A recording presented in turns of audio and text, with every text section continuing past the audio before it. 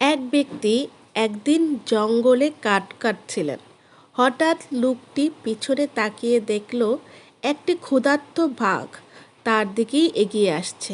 লোকটি তখন প্রাণের ভয়ে দৌড় দিল।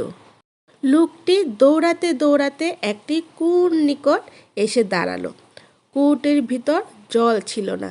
পিছনে তাকিয়ে দেখল বাঘটি তার দিকেই এগিয়ে আসছে। সে দেখল তার আর বাঁচবার কোনো উপায় নেই কুয়োতে ঝাঁপ দেওয়া ছাড়া।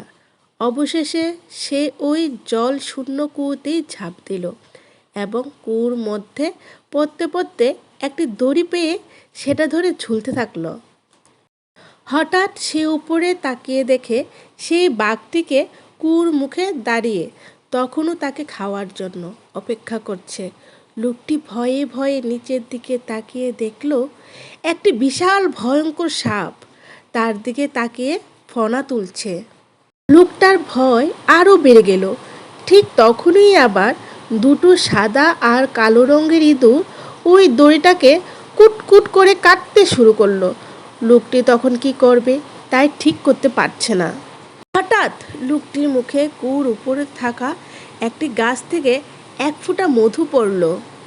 ওই মধুর স্বাদ এতটাই যে লোকটি মুহূর্তের মধ্যে সব বিপদের কথা ভুলে গেল। যেমনটা আমরা মায়ার পিছনে ছুটে আমাদের সত্যটাকে ভুলে আছি।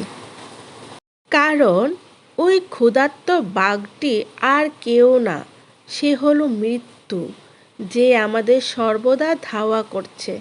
সাপটি হলো শ্মশান, যে আমাদের জন্য অপেক্ষা করছে। কুয়োটি হলো পৃথিবী, যেখানে আমাদের অবস্থান।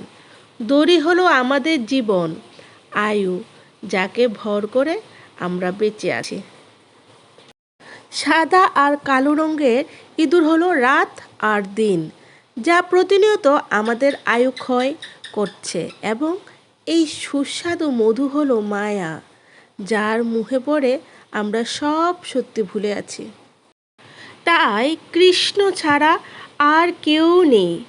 কৃষ্ণ নাম বিনে কিছুই নেই। কৃষ্ণ নামই হলো জীবনের সার।